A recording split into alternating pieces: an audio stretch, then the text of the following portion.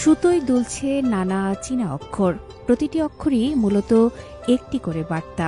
চীনের ঐতিহ্যবাহী lion dance, চীনা সুরের গান, প্রাচীন ঘরানার নাচ এবং সিচুয়ান অপেরা সহ ঐতিহ্যবাহী চীনা সংস্কৃতির নানা পরিবেশনায় আরও গভীরভাবে জানা যায় চীন সম্পর্কে। এভাবেই বর্ণিল এক আয়োজনে বাংলাদেশের রাজধানী ঢাকায় ব্র্যাক বিশ্ববিদ্যালয় ক্যাম্পাসে অনুষ্ঠিত হল চীনা ভাষা দিবস 2025। Zero distance to Chinese language প্রতিপাদ্যে মঙ্গলবার ব্র্যাক বিশ্ববিদ্যালয়ের নিজস্ব ক্যাম্পাসে দিনব্যাপী অনুষ্ঠিত হয় এই দিবস। ব্র্যাক ইনস্টিটিউট অব ল্যাঙ্গুয়েজেস আয়োজন করে চীনা ভাষা দিবসের এই অনুষ্ঠান। বিশ্বের প্রাচীনতম ভাষাগুলোর মধ্যে একটি চীনা ভাষা। এর ইতিহাস 5000 বছরেরও বেশি পুরনো। বিশ্বের বহুল ব্যবহৃত এবং জাতিসংঘের 6টি অফিসিয়াল ভাষার মধ্যে একটি চীনা ভাষা। সংস্থাটি 2010 সালে 12 নভেম্বর প্রথম চীনা ভাষা দিবস উদযাপন করে। বাংলাদেশে উদযাপিত ভাষা দিবসের অনুষ্ঠানে বিশেষ অতিথির বক্তব্যে বাংলাদেশে অবস্থিত চীনা দূতাবাসের কালচারাল কাউন্সিলর লি শাওফেং বলেন, চীনা ভাষা শুধু যোগাযোগের মাধ্যম নয়, এই ভাষার প্রতিটি অক্ষরই সভ্যতার বাহক। প্রেসিডেন্ট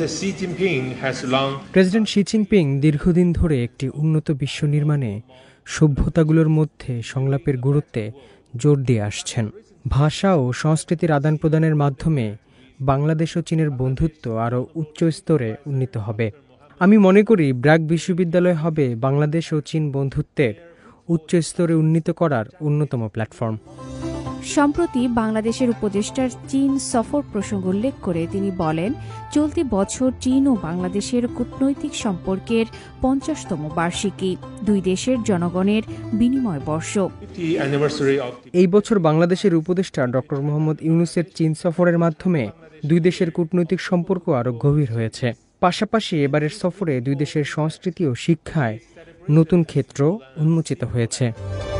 ব্র্যাক ইনস্টিটিউট অব ল্যাঙ্গুয়েজের উপদেষ্টা এবং প্রতিষ্ঠাতা লেডি সৈয়দা সারওয়াত আবেদ বলেন, আজকের আয়োজনে উপস্থিত ব্র্যাক বিশ্ববিদ্যালয়ের শিক্ষার্থীদের জন্য চীনের দরজা খোলা।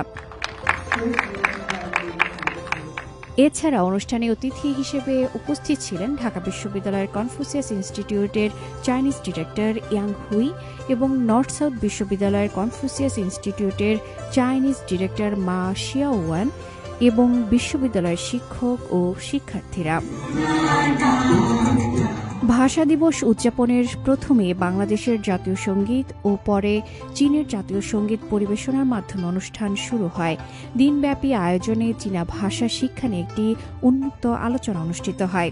বাংলাদেশি শিক্ষার্থীদের জন্য চীনের স্কলারশিপের নানা সুযোগ তুলে ধরা হয় তাতে। বাংলাদেশে চীনা শিক্ষার স্থিতিশীল প্রচার, উন্নতমানের চীনা শিক্ষা প্রদান এবং এই অঞ্চলের মানুষের মধ্যে একটি ভালো চীনা ভাষা শেখার সুযোগ প্রদানে প্রতি বছরই নানা কর্মসূচির মাধ্যমে বাংলাদেশে পালিত হয়ে আসছে চীনা ভাষা দিবস। আফরিন মিম, CMG বাংলা।